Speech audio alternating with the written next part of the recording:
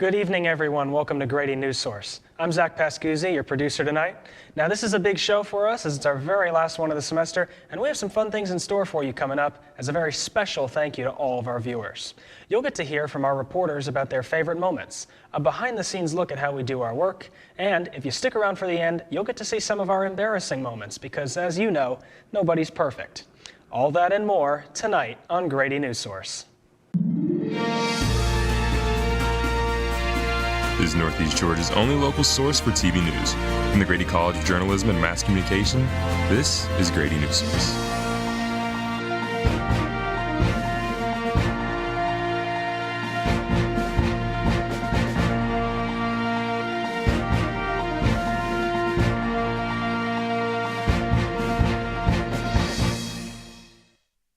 Good evening, I'm Lauren Coughlin, and welcome to our final show for Grady Newsource. We begin tonight with a special report from Grady Newsource reporter Sydney Palmer, who joins us live in the studio. Thank you for that. Grady Black, a former president of NBC News, is turning his attention back to local news. He visited the University of Georgia yesterday to talk about the challenges in journalism today and highlighted the importance of community news and spoke about his project, Deep South Today. And I sat down with him to talk about the role both local and student journalists play in this project. You're not from here. You got to go home. So Andy Lack decided it was time to go back to his roots after 4 decades of working in network news. For years, I had that in the back of my head. I've got to go back. So he went back to Mississippi and founded Deep South Today, nonprofit, nonpartisan local newsrooms in Louisiana and Mississippi, created to serve communities with information they need. It's sad at times. It's tough. It's hard. They're looking for help. Yeah. And they're looking for journalists to tell their story. Mm-hmm. They're looking to get, from their perspective, someone to care, someone to hear them, someone to see them. And the South poses unique challenges. They don't know what they don't know. They don't have a deeper connection to their communities and community papers. Mm-hmm. Those papers have shrunk that were there, or expired. Mm-hmm. They're getting their news online. Yeah. On social media. On social media. Mm-hmm. Making the project specifically important at a time when media distrust is high. So with this project, kind of how are you hoping to combat some of that polarization that we're seeing, especially when you have the media distrust with legacy stations of, oh, CNN leans this way, Fox leans this way? It does go back to that other line I mentioned earlier. Who is my neighbor and what do I owe them? And if you can focus on community that way, just building out your neighborhood, and try to have that conversation. And with plans to expand, Lack is looking to Georgia after talking with students. I didn't have Northeast Georgia in my mind. Yeah. And I might just make a different move where some of those other communities that we're looking at and explore Northeast Georgia. And his goal, continue pouring into community news. I'm here today to meet some young students now who I hope one day will come to Deep South Today and invest in these underserved communities. Because he says that local news isn't a charity case, but a civic necessity, one that he plans to continue to invest in. From Grady Newsource, I'm Sydney Palmer. We've learned the importance of local journalism over the course of this semester, and this afternoon I asked some of our reporters what their favorite parts of the job were. The semester is almost to a close, and we've done a lot over the course of it. We've played every role we could in the newsroom, and we have learned a lot. I want to give more of an inside look to our viewers about what we've loved about Newsource this semester and what we think they should know more about. I'm joined here by my guests, 2 of my peers, Caleb and Laurie, who, like me, have played every single role available here. And we're joined by our esteemed Commander-in-Chief, Professor V. That's me. So, to start, I want to ask Caleb. We've had plenty of roles in the newsroom, as mentioned, from being on the digital team to being a multimedia journalist. What has been your favorite role to play? I would say my favorite role has probably been producer of the newsroom. I think it came to a surprise of me being able to lead people, and I think it helped out being surrounded by such good journalists and being able to lead people who are already so good at their job. And I think that gave me some confidence to maybe enter a leadership role one day in my career. Yeah, I also have loved producing, and I came into this class knowing that I loved producing, but I think what surprised me was how much I enjoyed the reporting side of it. I loved being on camera, and I really didn't think I would, but I had so many opportunities to be in the studio and doing live shots and just really like getting my reps in, and I think I got a lot better over the semester. Which with that, Laurie, I want to ask you, are there any behind the scenes moments or details that you'd want to share with our viewers that you think they should know more about? Yeah, I think one of the most important parts of what we do here is like those live shots. It really takes a team, and we need people in the booth. We need people behind that camera when we're doing those live shots from anywhere in our surrounding counties. And those are volunteers. They don't get paid. They don't get credit. They do it because they love it, and it's an immense help to everything that we accomplish. And it allows us to focus on our words and our reporting instead of how to focus those cameras. Yeah. Which, with that, I have one last question for our esteemed Professor V. Are there any moments from this semester, memories that really spoke to you and were your favorite moments, either from people on this panel or from just our whole class?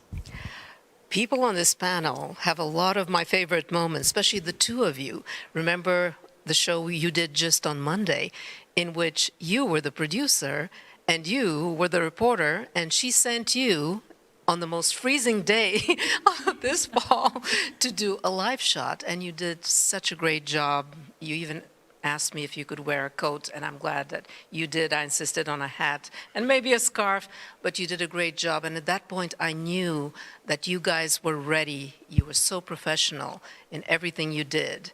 So really proud of you. And I have a favorite moment with you, Lauren, when we had the former CNN president visiting us. We asked for an interview.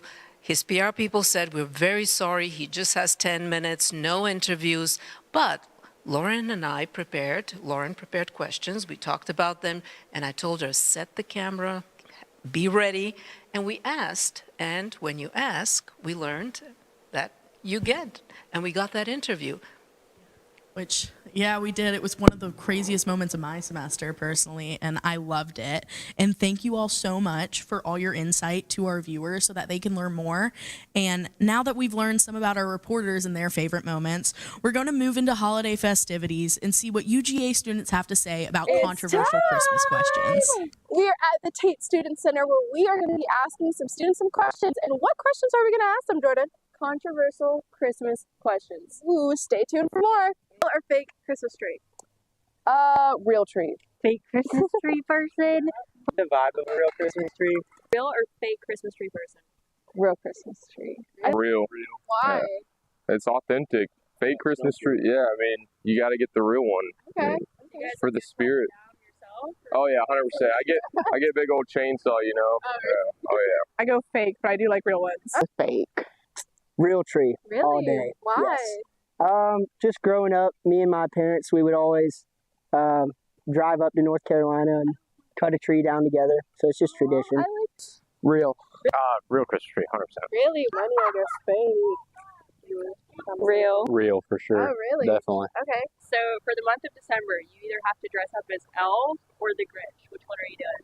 Probably Elf. The Grinch is too much makeup. I don't know. Elf? The Grinch. Let's go Grinch too, though. I would do Elf. Probably the Grinch. I was going to say you have to grade on. Yeah. Like he's going Grinch. I would have to go with Grinch. Elf. I'm not a Grinch. I like Christmas. I'd go Elf on that. Okay. Probably the Grinch. I think he's funny. I think I'd give off more like elf vibes. So I guess I'd be an elf. Green and orange doesn't really go together. So an elf. Really? You see how much fun he's having? Yeah. Are you a chocolate chip cookie and milk person, or do you like to decorate the sugar cookies? Chocolate chip cookie and milk. Yeah. Chocolate chip cookie. And if Both? you had a, So the sugar cookie at Christmas. Okay. Chocolate chip. I don't know. There's something about it. Since I was a kid, I've always liked chocolate chip. So. I'm chocolate chip. And I'm sugar cookie. Happy holidays. What a fun video. In fact, all semester we've created videos, or packages as we call them in the newsroom. But what does it actually take to make one? Today, Grady Newsource reporter Sophia Stafford took her camera along with her to show you what all goes into a package. Let's take a look. Grady Newsource reporter Sophia Stafford's day in my life as a Grady Newsource reporter. Every Newsource day starts with a Zoom meeting with Professor V and all of your classmates. Everyone has their cameras on and they definitely aren't doing anything in the background. During the Zoom, we go over pitches. Okay, I guess every Newsource day actually starts the day before when it's 7:30 p.m. and you remember you haven't uploaded your story idea yet. But back to the news meeting, the producer and Professor V give my story the green light, so I get started on writing a script. Once I'm done writing, I say hi to Jordan and Lauren, and we leave with our equipment to film. Every MMJ's field kit should include a camera, a tripod, and a microphone. That's it. Since our package relied on person-on-the-street interviews, we had to be on the lookout for people to talk to. We explained to sources what we were doing and where this video would play to promote transparency. Not everyone wants to talk today, but we manage. Back in the newsroom, we get to work, writing, editing, and uploading. Even though meeting deadlines can be stressful, we always, somehow, end up with a show at the end of the day. Reporting for the last time for Grady Newsource, I'm Sophia Stafford. Thank you, Sophia, and good evening, everyone. I'm Joshua Malik. One of the skills that journalists learn is how to develop a source. This often leads us to speaking with the same source more than once. But what is it like for them to be interviewed by us? It's paramount because what's going on locally affects people sometimes more than what's going on state or nationally. So, all right, you're recording. Yeah. Oh my God, it stinks. I think they always ask interesting questions, and they're usually really well prepared. Don't know it, I'm happy to look it up. Okay, yeah, that's how. I'm joined today by Rebecca Schillinger and Catherine Young. Now, Becca, over the course of the semester, you spoke a lot with Lieutenant Glenn Cohen. You did a lot of demonstrations for the class with him. What would you say is the biggest takeaway or the biggest thing that you learned by working with Glenn? One of the biggest things I learned from Glenn was how good it is to have connections with your sources. He taught me a lot of things in Madison County. It's not every day where you get taught, gun safety or domestic violence safety or even get to shoot a gun on a normal day. So my connection with him allowed me to do a lot of things that I would have never, ever done in my entire life. So that's one of the biggest takeaways. And did you maybe have a favorite thing that you learned with Glenn? Honestly, the very first day that I ever met Lieutenant Cohen is the day that he taught me how to shoot a gun. I got to go into this virtual reality simulator and I got to shoot fake zombies. So it's something I've never done, and it was honestly would have never done without him. So.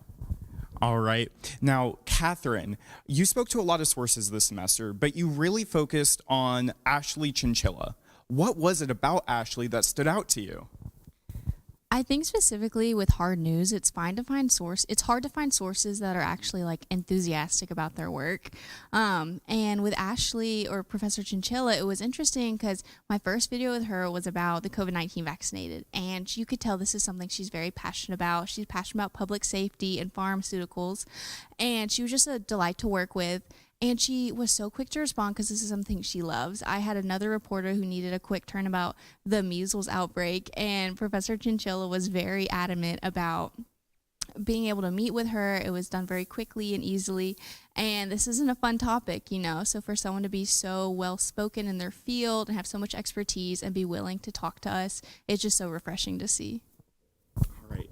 Well, thank you both so much. It has been a pleasure working with you over the course of the semester. Now, coming up after the break, the semester's Untold Stories.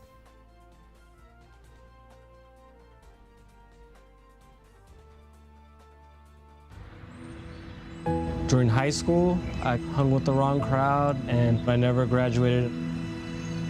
I helped Santiago in many different ways, like all fathers do, because he always wanted to go to college. I felt a little embarrassed to come back to school, but eventually, once I came here, I knew that it's for a bigger goal. He was very dedicated, hardworking. He connected with his teachers. He connected with other students. That was one of the key reasons why he was able to keep forging ahead. It was amazing to see him graduate. This was one thing that meant so much to him, and of course, it meant so much to us too. With the help of my father and having my son, that was all the motivation that I needed. That support is everything. Find free adult education classes near you at finishyourdiploma.org. I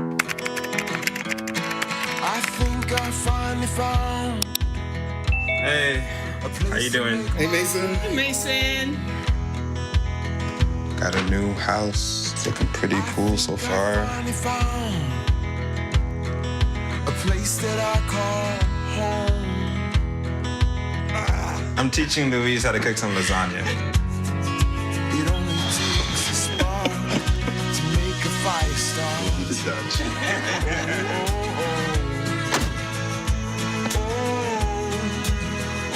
Thank you. Study, please.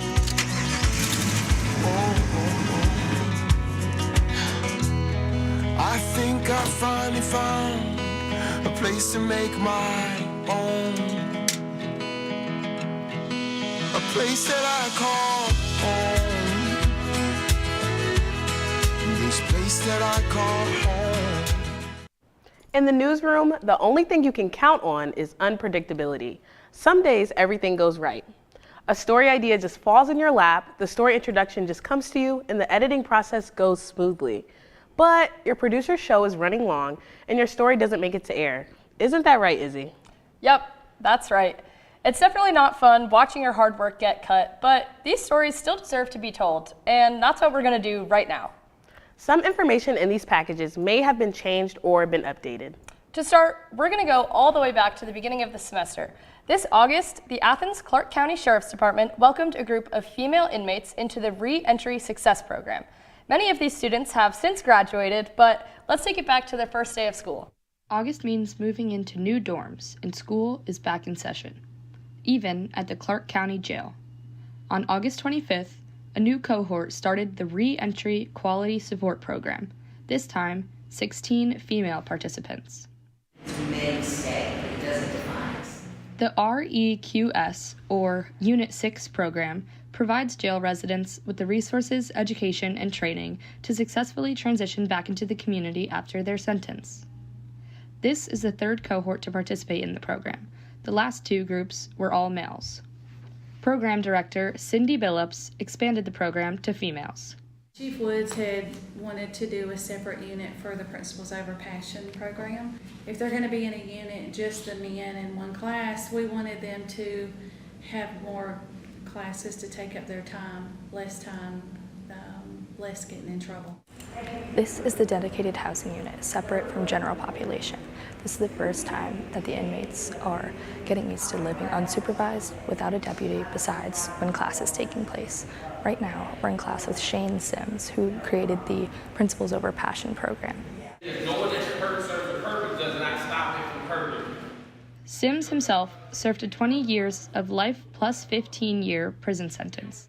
My goal of the class is to equip the men and women that go through this class with trauma-informed tools. What used to be one class a day is now 6 or 7. These classes include motivational talks, workforce preparation, learning about construction, art skills, and more. So far, the program has been a success, and right now, the focus is to just keep growing. And sometimes when technology is to blame, other packages may not make it. Yep, sometimes your computer breaks down, your video takes 22 minutes to export with only 4 minutes until showtime, or sometimes your newsroom loses power moments before you're supposed to go live. So whatever mishap took place that day, these stories are ready to air now. Sadly, I can relate. Here is one of my stories from earlier this semester that focuses on how 4-H is impacting 4th and 5th grade classrooms across Jackson County. This video was shot during National 4-H Week, but programming continues throughout the entire school year. From classrooms to community events, Jackson County's 4-H program is helping students grow not just in knowledge, but in leadership and life skills. Primarily focused on 4th grades where we start, and we teach them speaking skills, leadership skills, from there all the way to 12th grade. Jackson County uniquely has 3 school systems, but 4-H still reaches all the students. It doesn't matter what school system they come from, whether it's homeschool or private school, they're involved in everything. 4-H students get to take part in programs that stay with them, like state livestock shows and project competitions. We have several of our 4-Hers come in to highlight the programs themselves that they've experienced. And then I have a former 4-Her who graduated. She's going to come and speak about how 4-H has impacted her now after graduation life. As fewer families continue farming, reaching younger students at a time when their views and interests are just beginning to form is crucial. This current generation that's coming up, they're 4 generations removed, so they really haven't even spoke to a family member who is directly associated with production agriculture. And so they're growing more distant and less educated with regards to their food systems. Educators say lessons like these help students become confident, community-driven leaders. And while lessons may start in the schools, These impacts go far beyond the classroom. I'm Michaela Maxwell for Grady Newsource. But unfortunately, this is all part of being a journalist. We're lucky we had the opportunity to share these stories that otherwise wouldn't have been told. Now that we've reflected on old news, let's take a look at some sports news. Grady Newsource reporters Abby Halpin, Derek Oliveros, and Ethan Wilcox are joining us to debate college and professional football, as well as some NBA news.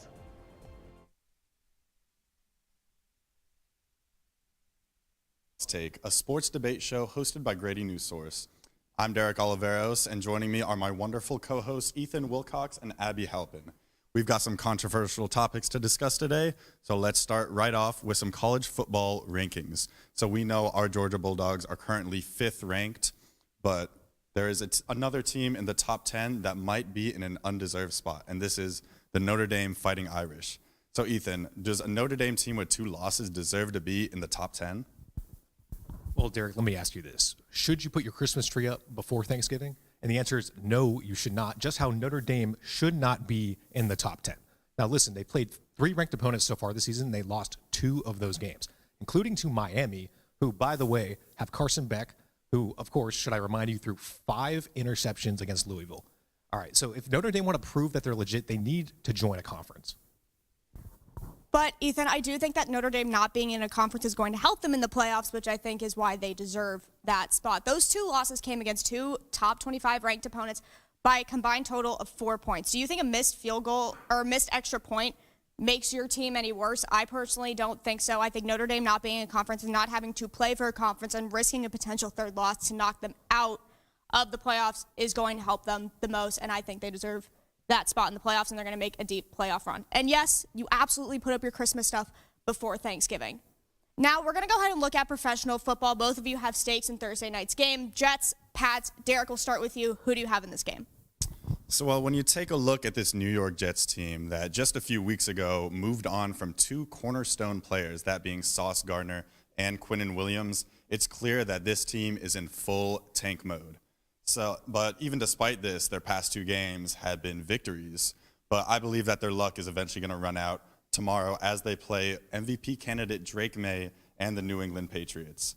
New York Jets quarterback Justin Fields put up a measly 54 passing yards, and this is just nowhere close to the production from the Patriots quarterback Drake May. Because of this, I think the Jets are going to struggle. I don't think they win tomorrow. I don't think they win this matchup next year. And I think they're going to continue to struggle against the Patriots as long as Drake May is on this team. Now, that's a lot of negativity. You're a Jets fan. Ethan, you're a Patriots fan. Who do you have in this game? Yeah, of course. I mean, I'm a Patriots fan through and through, blood in my veins. You know, my mom and dad, they sailed across the Atlantic on the Mayflower. But listen, I'm a realist, and the reality is the Jets are going to win this game. Listen, the special teams. Their kicker, Nick Folk, he hasn't missed a field goal all season. They got a touchdown return last game. I think they're going to do that again this game. Now, I know the Pats have also been suffering from some injuries, especially with their running backs. So I think, Jets, they're going to get their 3rd win in a row. It's going to be a gritty game. They're going to fight for it, but they're going to prove that they are the New York team. Now, before I rave about the Jets any longer, which I could easily do, let's shift gears. Basketball. Derek, Dallas Mavericks just fired their general manager, Nico Harrison, yesterday after starting the season 3-8.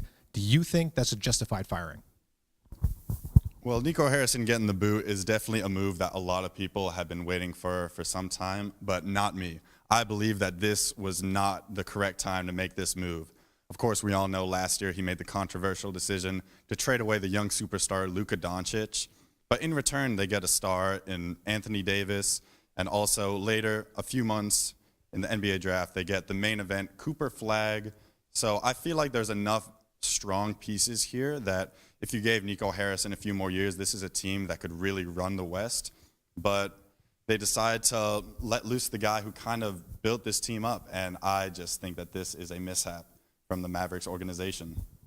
You mentioned the Luka trade, and I think that's what this termination stems from. After that trade, within 5 minutes, there were Mavs fans all over Twitter, even NBA fans on Twitter saying, I can't believe Nico would do this. This might be one of the worst trades of all time. It's one of those moments where you're like, where were you when you found out that Luka got traded to the Lakers? And if you look at Luka now on the Lakers, he's exceeding expectations. He's doing way better in every offensive category than he was with the Mavs, I think this Nico termination was a long time coming. I think Mavs fans thought this was a long time coming, and I think for the organization, I think it might be Mavs fans might think that this is the best move.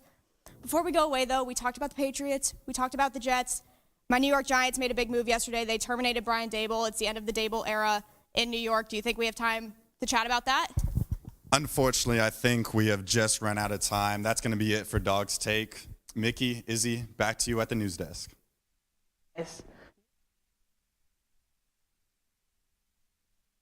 So much, and we've come so far. We've gotten comfortable viewing our mistakes as opportunities to grow rather than moments of failure. And speaking of mistakes, we've put together a little blooper reel to share those moments of imperfection with our viewers. That gave minors and users personal advice and ways to filter IA.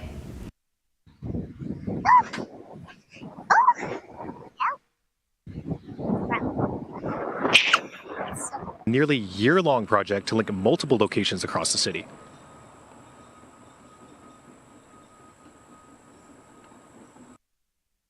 Less than an hour from Athens, Rivian had a... Less than an hour from Athens, Rivian... We did see a high of 85 degrees, but we're going to have some cooler air rolling in tonight, about 63, but consistently throughout the week, we are seeing these. This opportunity to vote was for voter... Michaela, the Public Service Commissioners oversee companies like Georgia Power. The PSC's decisions directly affect how much Georgians are going to pay for things like their electricity. Such a critical age for kids, the support of their parents is important, but so is the support of their coaches. It can be, oh my God, it can... Madison. Friday is Halloween, and amongst the fun, how can we stay safe trick-or-treating? A study... Halloween is a time for spooky stuff. Okay. I have to look good for the meteorologist. Okay. I have this umbrella. Okay.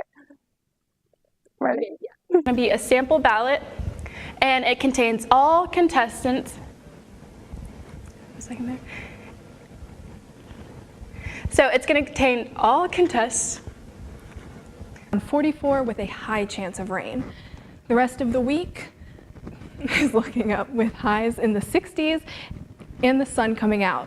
I'm Jordan Lazinski, Grady Newsource. That's not how I was supposed to say that. We had a bit of a temperatures very high today, 83 degrees. Goodbye. Well, that was the end of our show tonight. We hope you enjoyed. That's going to be the end of Grady Newsource until next semester. I want to thank our producers, reporters, and anchors for all the hard work they did to bring you the news twice a week. We were so proud and honored to serve all our different communities. I want to thank our incredible Professor Vasileva for teaching us so many important skills that are going to stick with us as we go off and pursue different journalism careers. And without our incredible tech team, led by volunteers and Andrew Todd, none of this would have been possible. So one final time from all of us, thank you for watching Grady Newsource!